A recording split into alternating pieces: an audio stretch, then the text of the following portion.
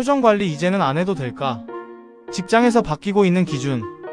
회사 다니다 보면 한 번쯤 이런 말 들어보셨을 겁니다. 표정 좀 관리해라, 티가 너무 난다. 예전에는 이 말이 굉장히 당연하게 들렸고, 직장이라는 공간에서는 감정을 드러내지 않는 게 기본이라고 생각했기 때문에 표정 관리 자체가 능력으로 여겨졌습니다. 그런데 요즘은 조금 다릅니다. 표정을 숨기지 않는 사람들이 점점 늘어나고 있고, 기분이 좋으면 좋은 대로, 불편하면 불편한 대로 얼굴에 그대로 드러내는 경우가 많아졌습니다. 그래서 자연스럽게 이런 질문이 생깁니다. 직장에서 표정 관리 정말 꼭 해야 하는 걸까? 아니면 이제는 굳이 하지 않아도 되는 걸까? 예전 직장을 떠올려보면 기준은 꽤 명확했습니다. 감정은 드러내지 않는 게 맞고, 상사 앞에서는 웃는 게 기본이고, 불만이 있어도 티를 내지 않는 것이 당연한 분위기였습니다. 이건 단순한 예의의 문제가 아니라 조직 안에서 살아남기 위한 방식이었고, 그래서 표정 관리는 선택이 아니라 필수에 가까운 요소였습니다. 말로 표현하지 않아도 얼굴에서 드러나는 것 자체가 리스크가 될 수 있었기 때문에 많은 사람들이 의식적으로 표정을 조절했습니다. 그런데 지금은 이 흐름이 조금씩 바뀌고 있습니다. 가장 큰 이유는 사람 자체가 바뀌었기 때문입니다. 지금 회사에 들어오는 세대는 감정을 억누르는 것보다 표현하는 것에 더 익숙하고, 솔직함을 더 중요하게 생각하는 환경에서 자란 경우가 많습니다. 그래서 표정을 숨기는 행동 자체를 자연스럽지 않게 느끼는 경우도 많고, 오히려 그걸 억지라고 생각하기도 합니다. 이 차이가 회사 안에서 그대로 드러나기 시작합니다. 또 하나 중요한 변화는 관계입니다. 예전에는 직장이 명확한 위계 구조로 이루어져 있었고, 그 안에서 감정을 드러내는 것은 위험한 행동으로 받아들여졌습니다.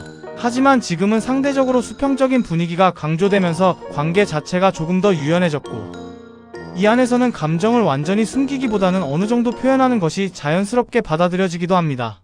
그래서 표정 관리의 기준 자체가 점점 흐려지고 있습니다.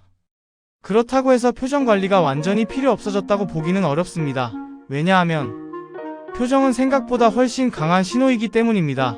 말보다 먼저 전달되고, 때로는 말보다 더 크게 해석되기 때문에 아무리 의도가 아니어도 상대방은 그 표정을 기준으로 상황을 판단하게 됩니다. 그래서 표정을 전혀 신경 쓰지 않는 것은 또 다른 문제를 만들 수 있습니다.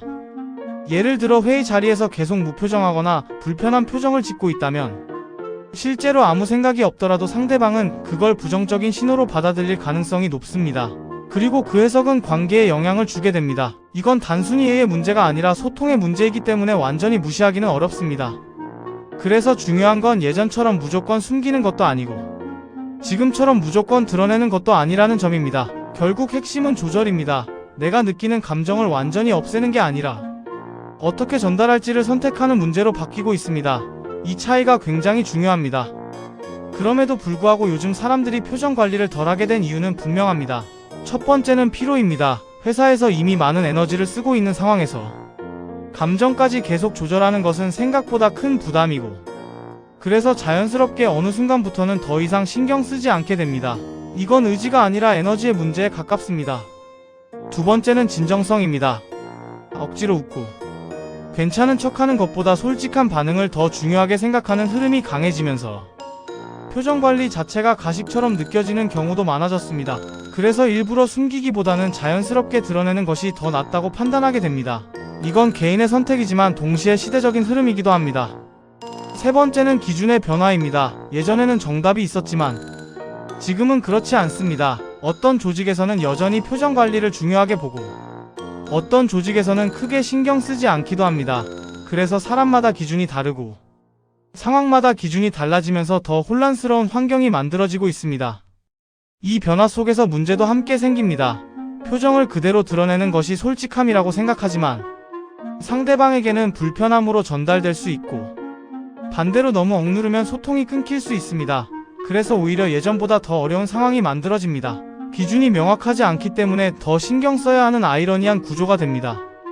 결국 중요한 건 상황과 맥락입니다.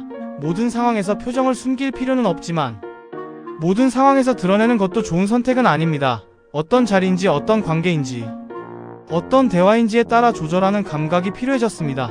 이건 단순한 기술이 아니라 경험을 통해 만들어지는 영역입니다. 또 하나 중요한 건 의도입니다. 표정 관리를 한다는 건 감정을 억누르는 게 아니라 상대에게 어떤 메시지를 줄 것인지 선택하는 과정이라고 볼 수 있습니다.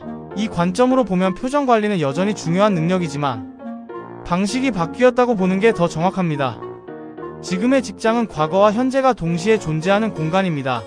여전히 표정 관리를 중요하게 보는 사람도 있고, 자연스러운 표현을 더 중요하게 생각하는 사람도 있습니다. 이 두 가지 기준이 섞여 있기 때문에 더 복잡하고 더 미묘한 상황이 계속 만들어지고 있습니다. 표정 관리는 사라지는 게 아니라 변화하고 있습니다. 예전처럼 무조건 숨기는 것도 아니고, 지금처럼 무조건 드러내는 것도 아니라 그 사이에서 균형을 찾는 과정에 가까워졌습니다. 결국 중요한 건 내 감정을 지키면서도 관계를 망치지 않는 선을 찾는 것이고, 이 균형을 얼마나 잘 잡느냐가 지금 시대의 표정 관리라고 볼 수 있습니다. 혹시 지금 직장에서 표정 때문에 고민하고 있다면 한 번쯤 생각해 보셔도 좋습니다. 이걸 숨겨야 하는 상황인지, 아니면 표현해도 되는 상황인지 그 기준을 스스로 만들어가는 것이 지금 시대에는 더 중요한 능력일지도 모릅니다.